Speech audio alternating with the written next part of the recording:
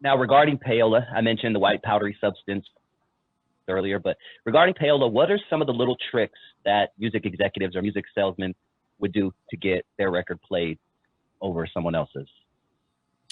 Man, they would send girls there, give them tickets to ball games. See, after a while, they got slick. If you like baseball, football, basketball, when they come on Tuesday for record day, it'd be some tickets. It would be a couple of tickets in the album sleeve. Or hey man, what you doing this afternoon? Meet me over at so and so. And while you there, he send you to the ball game. It was a game of schmoozing, and it was usually you had to schmooze the program director first. In the beginning, it was the DJs. DJs had all the power.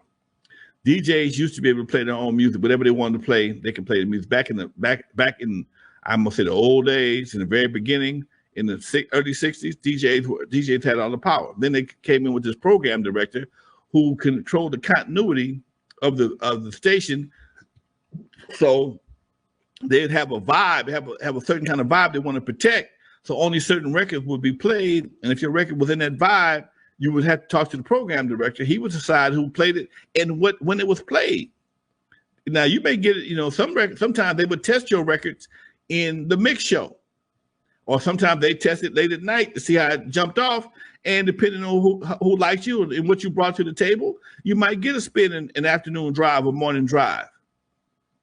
And then it's now just a matter of the relationship. That's why they had what they call independent record promoters. Independent record promoters back in the day were the guys, they was called the bagman. Every territory had a bagman. Okay? A bagman is somebody that you trust to bring you whatever you like, and he ain't gonna turn you in. You can't give it to anybody because it's illegal. It could be a setup. It's just like selling dope. You can't buy and sell certain substances for anybody. So if you're gonna do a crime or something that's illegal, you want to do with somebody that you know. So you had to know the bagman, pay the bagman, give him what he want, and then he would go take it to the program director. And then after a certain amount of time, you get what you want. And then they got real smart. They said, nah, no more program directors. We're gonna give it to the station owner or the corporation that owns the station. That's when you started hearing about people giving away cars. They took all the power out of small man's hands. So now you got corporations dealing with corporations. All right, you got this new puffy coming out. Okay, cool. We need to give away some cars in California. We need to give us cars, trips to Disneyland, some trips or whatever. So you got all these folks start giving away cars and these trips to Hawaii or these cruises coming up. The station is doing a cruise. Have you ever heard that before? All of a sudden, we got a 7-day cruise going to so-and-so. We giving away tickets. Guess who bought a bunch of them tickets to give away? Guess who may have paid for that boat? So you can make money by selling tickets. Oh, it's a cold game, dude. It's a cold game. Let's talk about this aspect of it, Lonzo. I'm a big radio nerd. I followed radio since I've been a kid. To this day, I just love listening to old radio, even if it's old 1990s talk radio, old 90s hip hop radio, whatever. But radio DJs had more freedom back then to play, pretty much whatever they wanted. Now every radio station in the country is owned by 3 corporations. So they play the exact same music, no matter if you're in Atlanta, you're in LA, you're in Philly, you're going to hear Plan B by Kardashian, but can you take us back to when DJs had freedom playing whatever they wanted, and even go deeper into what markets turn off the lights was biggest in? When I dropped Turn Off the Lights in '87, we started off in KDAI we first broke in KDAI out of San Francisco, and because I hired a hitman, I gave him some money, and he got me on the radio. And the first week in January, KDAI went on the record, and the record blew up. Greg Mack was playing it already, but we hadn't hit heavy rotation yet. There still was some little bit of controversy between the crew and N.W.A. So I guess he kind of didn't jump on it as fast as he normally did to my recollection, but KDAI jumped all over it.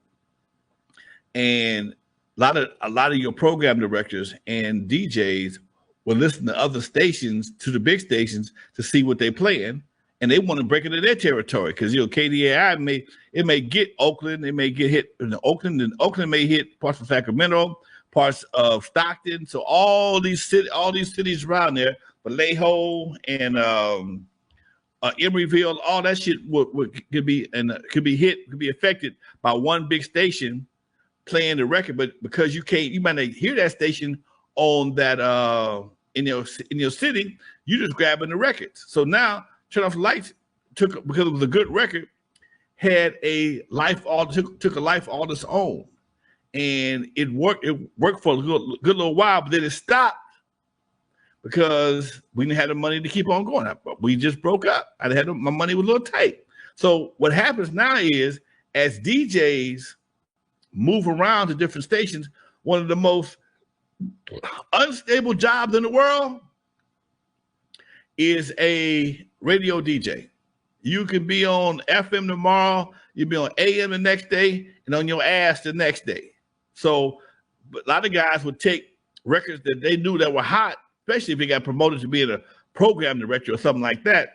They take the records that they had in this old market, take it to a new market, anybody heard it before. So now that was how Turn Off the Lights blew up, because as DJs moved around the country, we got hot in different states, different territories, just by folks moving around. It's like a bumblebee. They kind of pollinated our success by moving around the way they did. And so I didn't spend a whole bunch of money on promotion. We never had a video. Never had a video for the record. There's no video for Turn Off the Lights. There's videos been made with people dancing and shit. Groups made, but I didn't make that damn video. So it just, but again, that was the beauty of having a good record. It didn't need a whole lot of promotion. People was looking for it. I've had a couple of records that I worked as I was a bagman for a minute. People paid me to take records to different radio stations. And when I got there, they looking for the record. As an independent, they looking for it. So all I got to do is give it to them. Simple as that. If you got a good record. And that was the difference between what we're dealing with now and back then. Okay. What were some of the, Art Chavez has a good question. He says, Lonzo, what were some of the West Coast radio shows besides Greg Mack, Bobby Jimmy, Russ Parr? Say it again now. He said, what were some of the West Coast radio shows